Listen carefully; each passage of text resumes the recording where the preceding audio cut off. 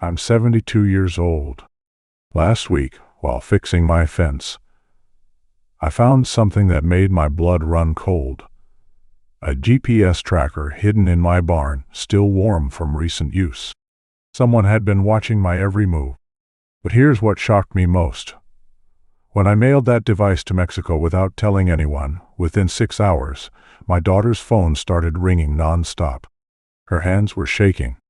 That's when I knew who put it there. Before I reveal what happened next, drop a comment below. Where are you watching from right now? I want to see how far this story reaches. Because what my daughter did next, you won't believe it. Let me take you back to where it all started. Now, Twitter. Every Sunday morning, for the past 35 years, I've followed the same routine on my cattle ranch in Wyoming. Feed the animals at dawn, repair whatever needs fixing, and check the property line before lunch. My joints don't move like they used to, but I've never been one to sit idle. My late wife Martha always said, "Richard, you'll work until your last breath." She was probably right. That Sunday, in early October, started like any other. The Wyoming air was crisp, barely 55 degrees. I was hammering loose boards back onto the barn wall when my hammer slipped and fell through a gap between the wood planks. Cursing under my breath, I knelt down, my knees protesting, and reached into the gap to retrieve it. That's when my fingers brushed against something that didn't belong there. Something smooth, cold, metal. I pulled out my phone, turned on the flashlight, and peered into the darkness. What I saw made my heart skip. A black rectangular device, about the size of a deck of cards, was magnetically attached to the metal support beam inside my barn wall. A tiny red LED blinked steadily in the shadows. This wasn't some old ranching equipment. This was new. Modern. Expensive. I've been an electrical engineer for 42 years before retirement. I know technology. This was a professional-grade GPS tracker. Probably $350 to $400. Industrial magnet. Weatherproof casing. And it was warm to the touch. Not warm from the October sun. It was in the shade, hidden. Warm from active transmission. Someone had installed this recently. Very recently. And they were watching me right now. I didn't rip it off immediately. That would have been stupid. Instead, I did what 4 decades of engineering taught me. Document everything. I took photos from every angle with my phone. Close-ups of the serial number. Wide shots, showing the exact mounting position. I captured everything, then carefully removed it, using a cloth to avoid leaving fingerprints. Back in my house, I sat at the kitchen table, staring at this device through a plastic bag. My mind raced through possibilities. Who would track a 72-year-old rancher? I mentally reviewed everyone who'd been on my property recently. Tom, my ranch hand, 65 years old, been with me for 20 years. He barely knows how to text. Impossible. The veterinarian who'd checked my cattle on Tuesday. A stranger. No motive. And Sarah, my daughter, who'd visited last Thursday. She'd spent almost 20 minutes alone in the barn, supposedly checking on the new calf.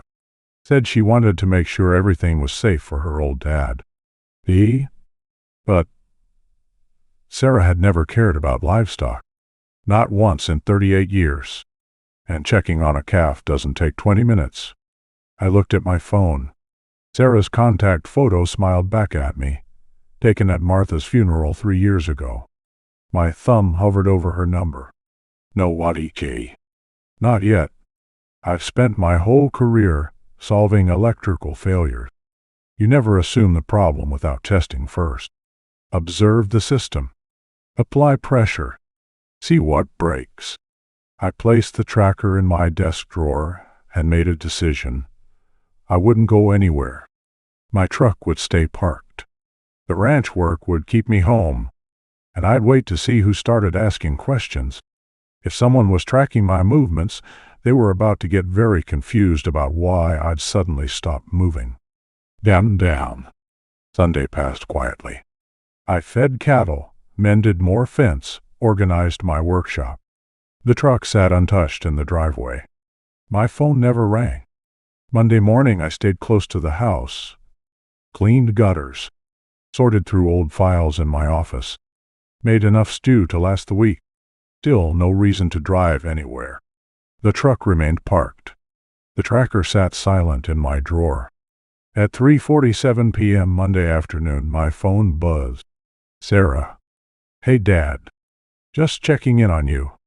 Em turned away. Her voice had that forced, casual tone. The one people use when they're pretending everything's normal. I'm fine, sweetheart, I said. Just doing some work around the property. That's good. How's the truck running? There it was. Not how are you feeling? Not do you need anything? She asked about the truck.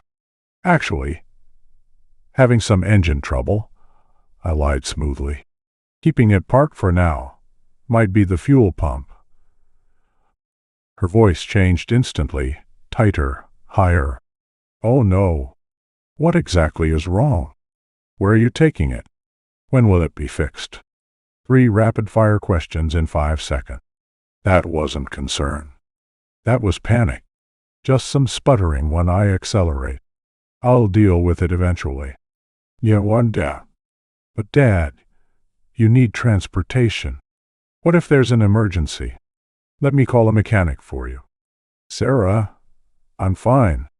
Why are you so worried about my truck? Silence. Heavy, guilty silence. Then, I just want to make sure you're safe, Dad. At your age, vehicle problems can be dangerous. I'm 72, not helpless. Yeah, in turn. I hung up. Sarah doesn't call me randomly on Monday afternoon. She calls on Sundays, like clockwork, every 2 weeks. This was different. She was checking on the truck, which meant she was monitoring it. Tuesday morning, I was pruning roses when my phone rang again. Dad. Sarah sounded breathless.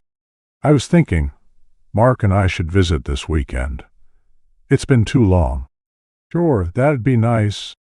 But the truck's still not fixed. Eden, you're certain it's just the fuel pump?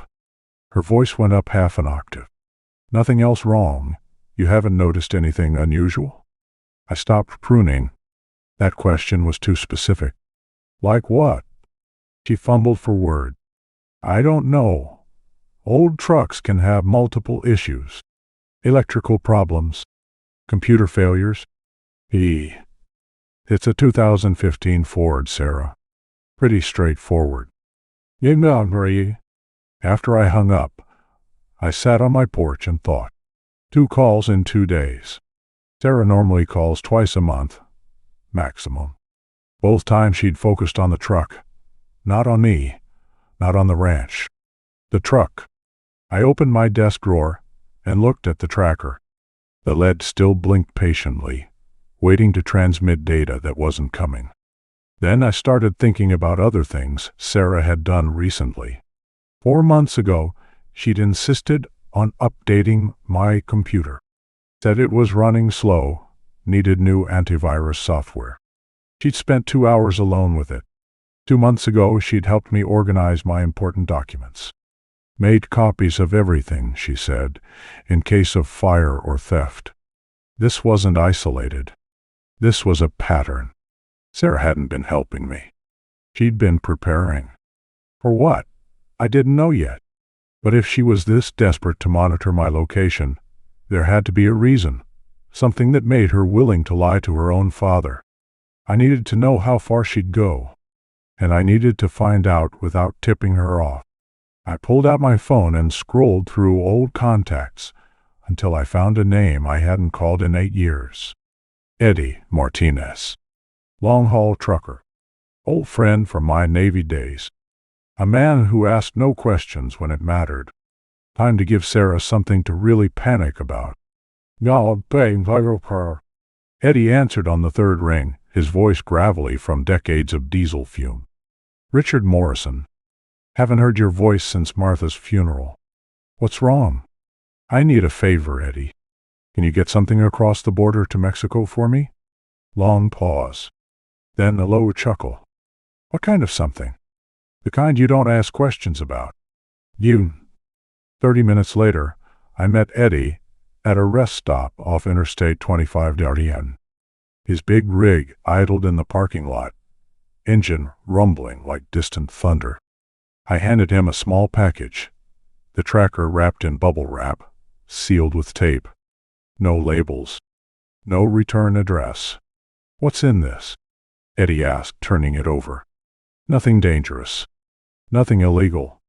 Just needs to reach Tijuana. Don't open it. Don't let Border Patrol scan it if you can avoid it." "Yee." Eddie studied me for a long moment. We'd served together in the Navy 45 years ago. Fixed each other's boats. Buried our wives within 3 years of each other. He knew I wouldn't ask unless it was life or death. "You're a strange old man, Morrison." Abraham spiked. "I know." "Yee. This gonna blow back on me?" "No." "Yan." He nodded, tucked the package behind his seat.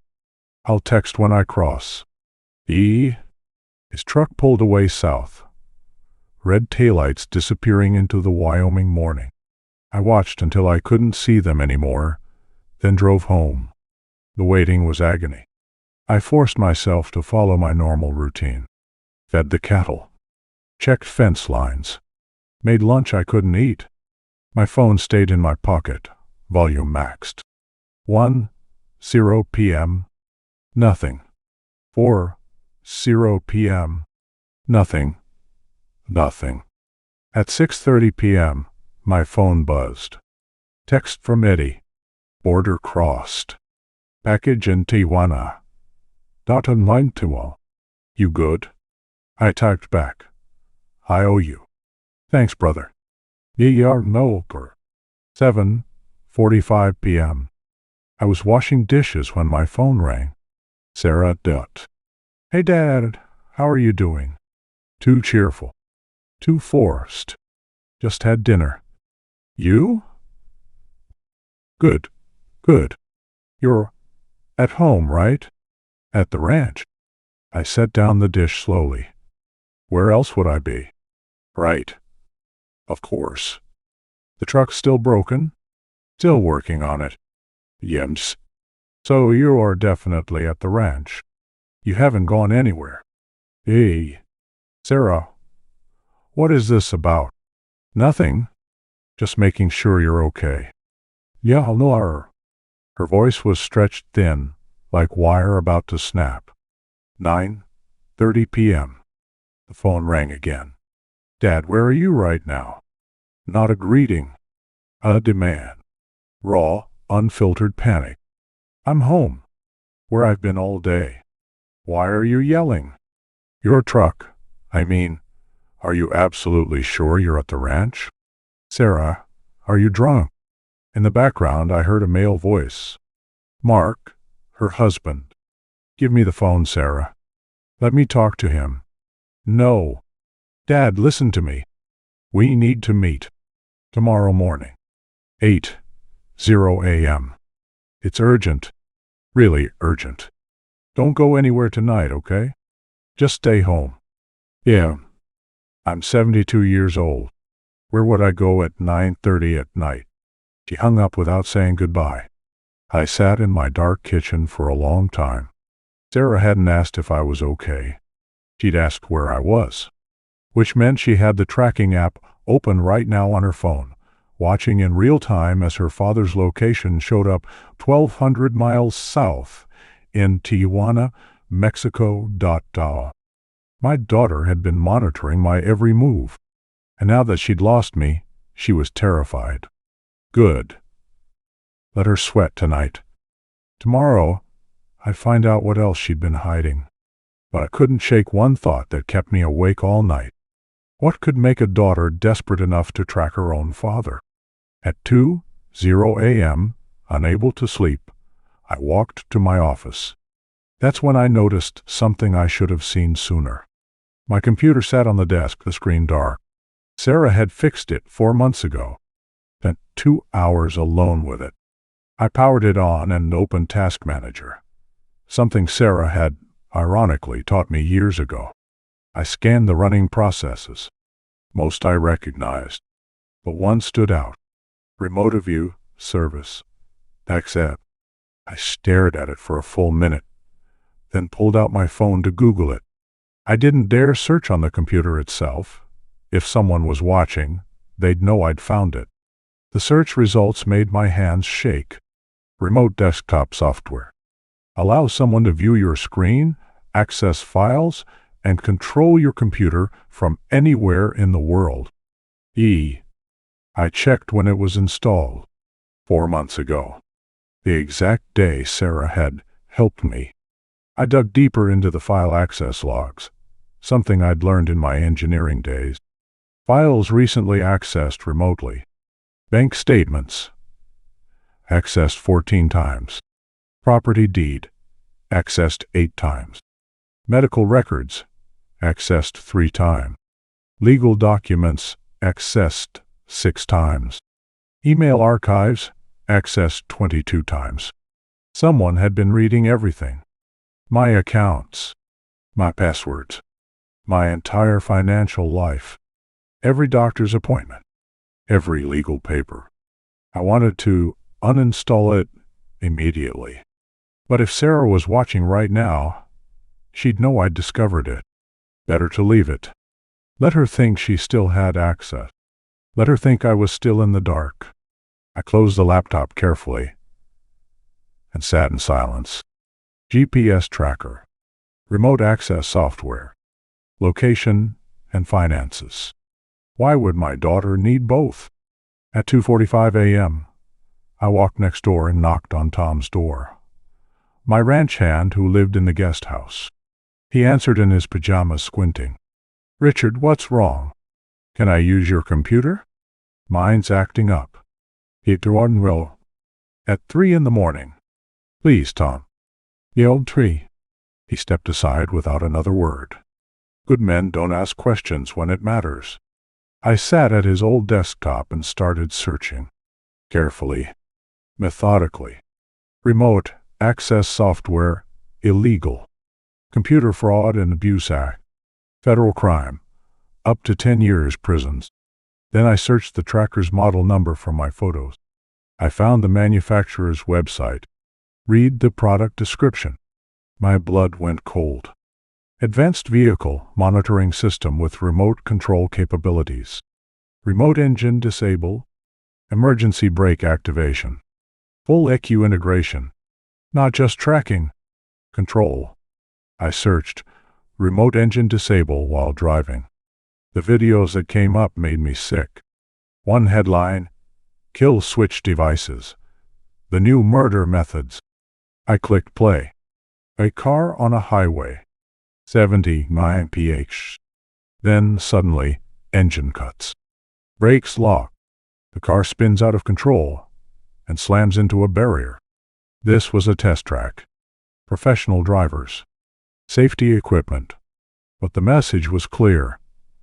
On a real highway, at that speed, the driver wouldn't survive. I sat back, numb. Sarah hadn't just been watching me. She'd installed a weapon on my property. She could kill me with a button press. While I was driving to town. On the highway. Anywhere. One button. One moment. Dead. I thanked Tom and walked home through the cold Wyoming darkness. My daughter had the ability to murder me remotely. The question wasn't if anymore. The question was, why?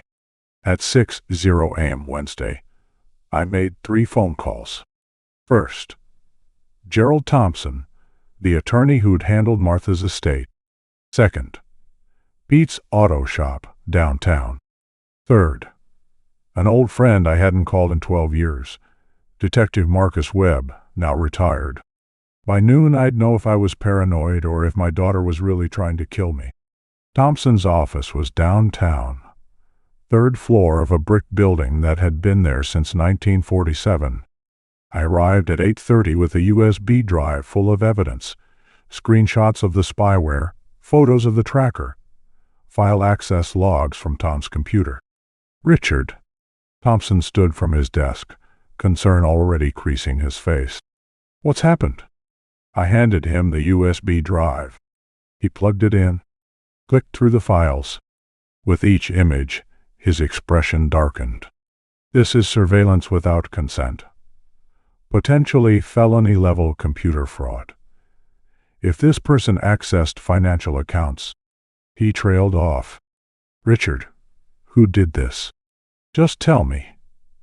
Has anyone tried to file power of attorney under my name recently?" Thompson's fingers froze on the keyboard. "You know about that." My stomach dropped. "I suspected. Tell me everything." "Ew." He turned to his computer, pulled up state records, typed for 5 minutes. Then he looked up at me, and I knew it was bad. "Richard, 3 weeks ago, someone submitted a durable power of attorney with your signature. The notary's office flagged it. The ID provided looked altered. I tried calling you multiple times, but I was at the cabin. No cell service for 5 days." "No?" He nodded grimly, turned his screen toward me. "This is the signature." "Yeah?" I stared at it. It was 97% perfect, almost identical to mine. If Thompson hadn't caught it, Sarah would have had legal control over everything. My ranch, my pension, my medical decisions, my life. How would someone get my signature this accurately? The spyware. She could have scanned old documents, used image manipulation software. With access to your computer, she had everything she needed. "In?" Thompson pulled another file from his drawer. "There's more. 5 days ago, someone attempted to use your property as collateral for a loan." "Down?" The room tilted.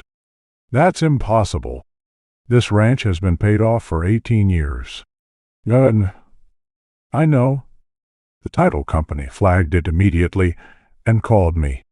Someone forged your signature on a loan application. $275,000. The number hit me like a punch. Who would lend that much?" Thompson's voice dropped. "It's not a legitimate bank. It's a predatory lending operation. Basically loan sharks with an LLC. High interest, aggressive collection. When people don't pay..." Well, he didn't finish the sentence. "My daughter owes them money." "A lot of it. And she tried to use your ranch, without your knowledge or consent. If she'd gotten the power of attorney approved first, it would have been technically legal." "Dan." At 10:45 a.m., I drove to Pete's auto shop. The garage smelled like burnt oil and metal. Pete took one look at my tracker photos, and his weathered face went hard. "Where'd you find this?" "In my barn. Hidden." "Dogchild." He led me to his office computer, typed in the model number, pulled up the manufacturer specs. "Richard, this isn't just GPS. Look here." He pointed at the screen. "This model connects directly to a vehicle's engine control unit. It can remotely cut fuel flow, disable the engine, activate brakes, even override steering in newer models." He pulled up a video demonstration. A sedan on an empty highway, going 65 mph. Then suddenly, engine dies. Brakes lock. The car spins violently and crashes into a concrete barrier. Highway speed, you don't survive that. This is attempted murder, Richard. You need to call the police. P. Can you trace who bought it? No. 6. These are sold on dark web marketplaces. Untraceable. Bitcoin payments. But whoever installed this had physical access to your property and knew exactly what they were doing. Okay? I drove home slowly, checking my rearview mirror every 30 seconds. That afternoon, I sat on my porch and called Detective Marcus Webb. Marcus, it's Richard Morrison. You, Richard. Been what, 12 years? How are you? I need you to investigate someone. My daughter. Yeah. The line went silent for 5 full seconds. Richard, are you sure? I'm sure. I need to know her financial situation. Who she owes money to. Everything. By tomorrow. Yeah, me. That's a tall order. I'll pay triple your rate. You've been off staying there. Richard, I don't need your money. If you're asking me to investigate your own daughter, it's serious enough. Give me 24 hours. At 6:00 a.m., Thursday, my phone rang. Marcus's voice was grim. Richard, we need to meet. Not over the phone. Yeah? We met at a diner outside city limits. Marcus slid a folder across the table. Your daughter is drowning financially. I'll start at the beginning. Aye. No? He opened the folder. Bank statements. Credit reports. Court documents. 2 years ago, Sarah and Mark took out a second mortgage on their house. Medical expenses. Mark's cancer treatment. Insurance covered most of it, but not everything. They maxed out 4 credit cards. Yup, it on me. I felt sick. Why didn't she tell me? I would have helped. Pride, maybe. Or shame. But it gets worse. 6 months ago, they borrowed $275,000 from a company called Silverton Capital Solutions. It's a front, Richard. They're loan sharks with a corporate shell. FBI's had them under investigation for 2 years. Money laundering, extortion, violence. Yeah, and how much time does she have? Marcus's jaw tightened. They gave her 90 days. That was 87 days ago. In 3 days they'll come to collect. And these people don't negotiate. They'll take the collateral, with or without you on it. The MOC. She used my ranch as collateral. Yes. And according to my source inside the investigation, Silverton sent someone to evaluate the property last week. Someone photographed your ranch, assessed its value. They're preparing. Preparing for what? Marcus looked me straight in the eye. They're preparing to make the collateral available by removing obstacles. You're the obstacle, Richard. In 3 days, if Sarah doesn't pay, they'll come for you. And they won't ask nicely for signatures. Yeah, Brown. I stared out the diner window at the Wyoming plain. What should I do? Call the FBI, get into protective custody, or... He hesitated. Or what? Or you give them what they want. You mean Sarah? With evidence. With a confession. If Sarah's in FBI custody, the collateral becomes invalid. The loan fraud gets exposed. Silverton's operation gets shut down. They lose everything. You're telling me to set up my own daughter. I'm telling you to stop her before she kills you. Because she will, Richard. Either directly with that device, or indirectly by letting those people handle it for her. Marcus gave me 2 phone numbers. One for the FBI field office. One for a witness protection safe house. I sat in that diner booth for an hour after he left, staring at those numbers. By sunset, I'd made my decision. I wasn't running. I wasn't hiding. I was going to make my daughter confess everything. And I had exactly 72 hours to do it. Sworn. Friday morning I went shopping. Not for groceries or ranch supplies. I drove to Casper, a city far enough away that no one would recognize me. Best Buy had just opened when I walked in. I bought 4 wireless security cameras, a voice recorder, and a cheap laptop that had never touched my home network. Paid cash. No receipts.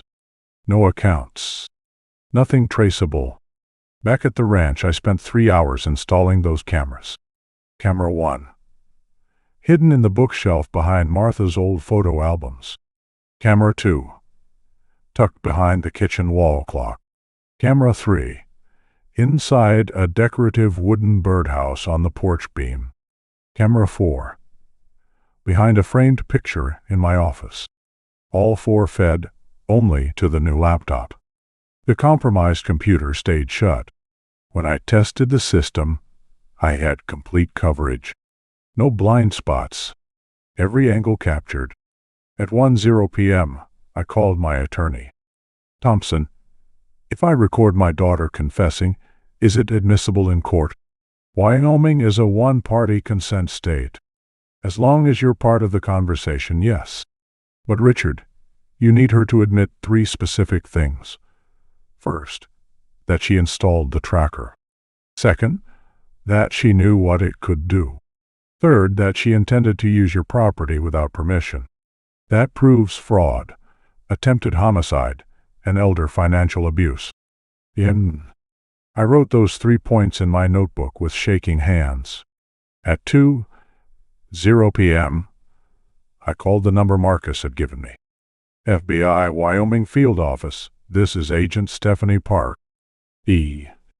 My name is Richard Morrison. My daughter is trying to kill me, and she's connected to Silverton Capital Solution. You are due. A pause. Mr. Morrison, how do you know about Silverton? Because they're holding a fraudulent loan with my ranch as collateral. My daughter forged my signature, and she installed a kill switch device that can disable my truck while I'm driving. No. Sir, I need you to come into the office. I can't. But you can come to my ranch. Tomorrow morning, 9:00 a.m. I'll have a recorded confession. Can you have agents in place? Mr. Morrison, that's not protocol. Agent Park. She has a remote kill switch. She has 3 days before loan sharks come for me. You can be here tomorrow morning, or you can come Sunday to collect my body. Your choice. I hung up before she could argue. The phone rang immediately. I answered. Mr. Morrison, this is Agent Park. Don't hang up. Tell me everything. For 40 minutes I gave her every detail. The tracker. The spyware. The forged signatures. The loan. The timeline. The evidence. When I finished, she was silent for a long moment. I'll send 2 agents. They'll stay concealed unless things become dangerous. It won't get dangerous, I said quietly. Face to face. She's still my daughter. At 4:00 p.m., I stood in front of my bathroom mirror and practiced my questions. Gentle at first, building pressure slowly, leading her to the truth with nowhere left to hide. At 6:00 p.m., I called Sarah. She answered on the first ring. Dad, where have you been? I've been trying to reach. Tomorrow morning, 9:00 a.m. Just you and me. We need to talk. You are. About what? About what you've done, Sarah. I hung up. I didn't sleep that night. I sat in my living room, watching the 4 camera feeds on the laptop screen. The ranch silent around me. At 8:45 a.m. Saturday, I heard the crunch of tires on gravel. Agent Park and Agent Chen were already hidden in my office, listening equipment ready. I stood up, steadied myself, and walked to the front door. At 9:02 a.m., Sarah knocked. 3 soft taps, hesitant, like when she was 7 years old and had broken something. Mark stood beside her.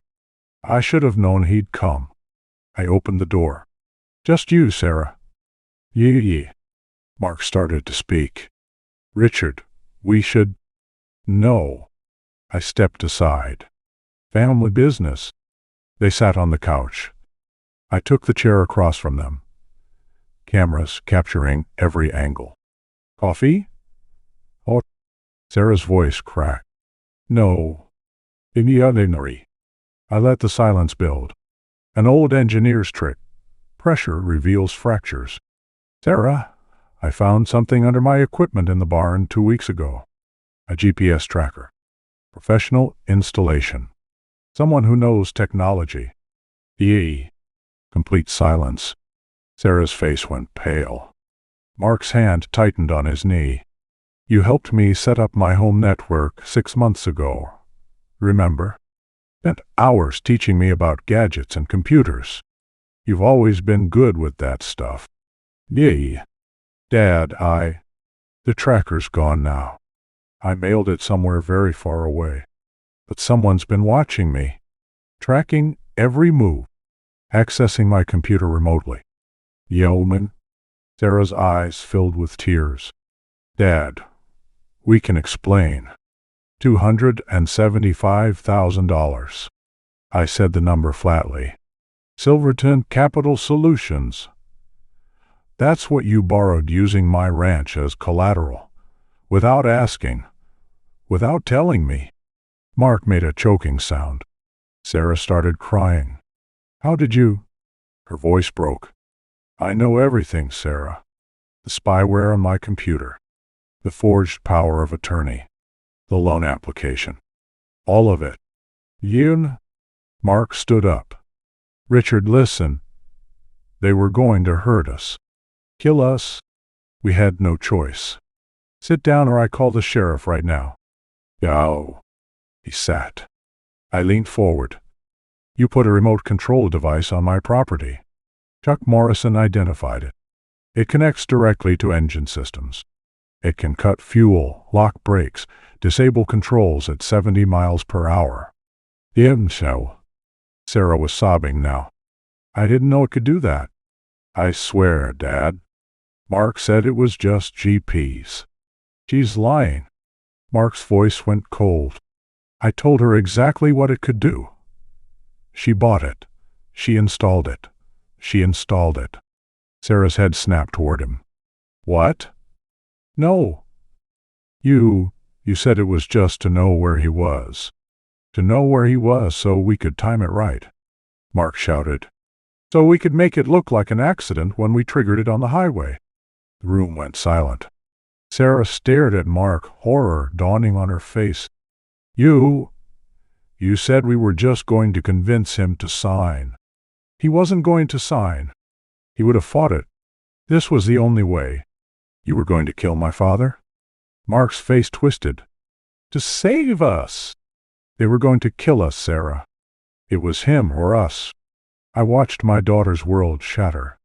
Did you install the tracker, Sarah? I asked quietly.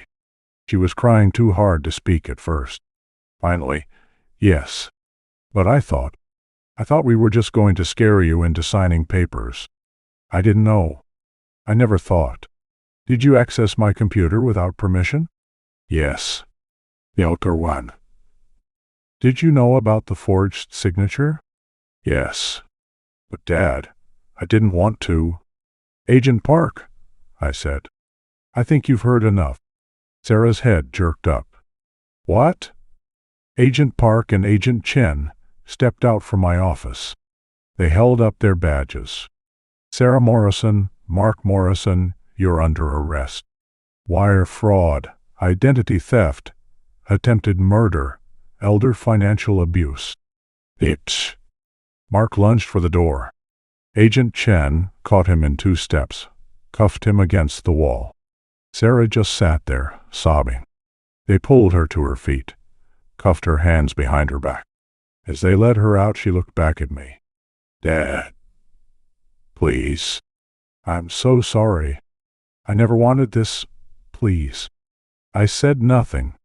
Mark was screaming as they pushed him into the FBI vehicle. You did this. You ruined everything. You should have just signed. You should have just died. Sarah was still crying. Daddy, please. I love you. I didn't mean, please. The vehicles drove away. The house felt too quiet after they left. Agent Park took my statement. Sarah and Mark would be arraigned Monday morning. I'd gotten justice, but it didn't feel like winning. It just felt empty. No, we saw. 6 months. That's how long it took for justice to run its course. 6 months for winter to pass, for snow to melt, for something resembling peace to return to my ranch. It's spring now. I'm sitting on my porch with Cooper, a 5-month-old border collie I adopted 4 months ago. In my hand is Sarah's 7th letter. The first sit unopened in my desk drawer. This one feels different. I think back to January. The courtroom, Sarah in an orange jumpsuit, 30 pounds thinner, eyes hollow. When the judge said, 12 years federal prison, her shoulders sagged, but she nodded.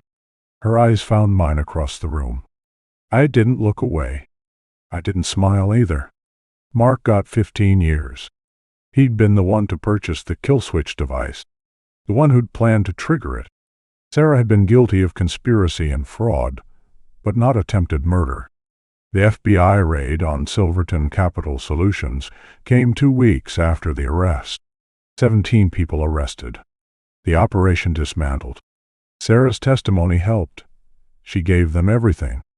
My ranch is safe now, locked in an irrevocable trust. No one can touch it.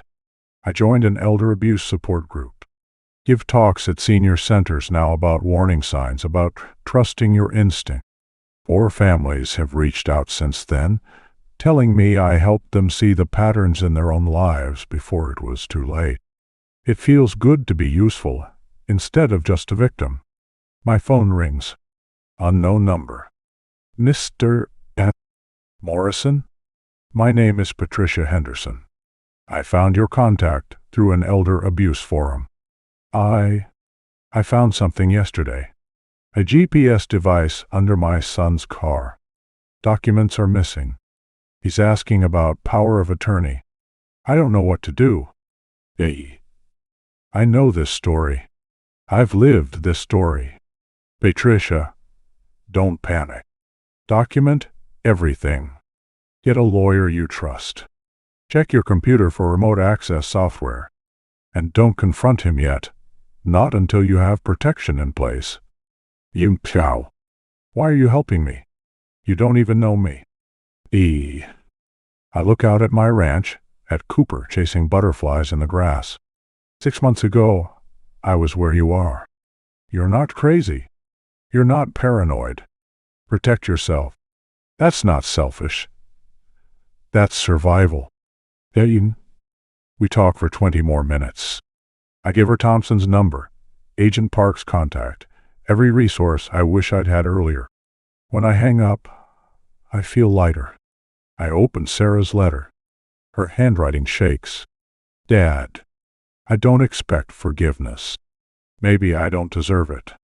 Prison is hard, but I'm learning things about myself I should have learned years ago.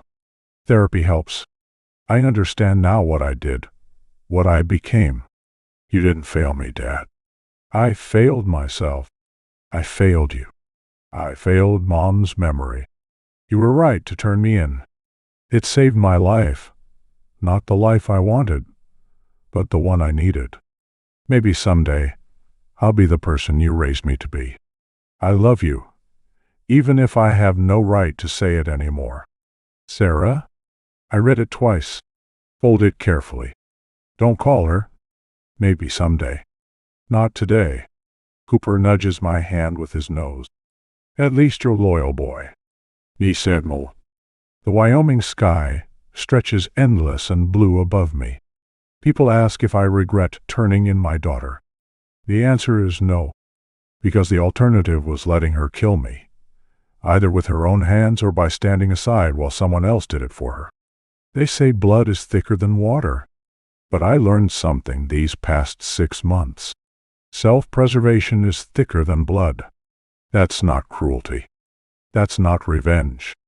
That's survival. I keep Sarah's letters, not because I've forgiven her. I haven't, not yet. But because maybe years from now, there might be space for something honest between us. Not what we had, that's gone forever, but something real. Or maybe not. Maybe some fractures can't be repaired.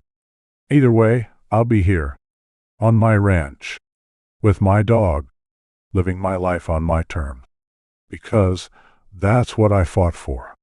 Not revenge, not punishment, just the right to keep living. Free. Free. If you're listening to this story right now, if you recognize anything in your own life, please don't ignore it. Trust your instincts. When something feels wrong, it probably is. Document everything. Protect yourself first. And don't wait until it's too late. Your life is worth fighting for, even if the person threatening it is someone you love. Subscribe to this channel for more true stories that matter. Share this video with someone who needs to hear it. Your support helps these messages reach people who need them most. Thank you for listening to my story. And remember, survival isn't selfish. It's sacred. Yun? If this story resonated with you, drop a comment below sharing where you're watching from. These stories reach people across the world, and your engagement helps save lives.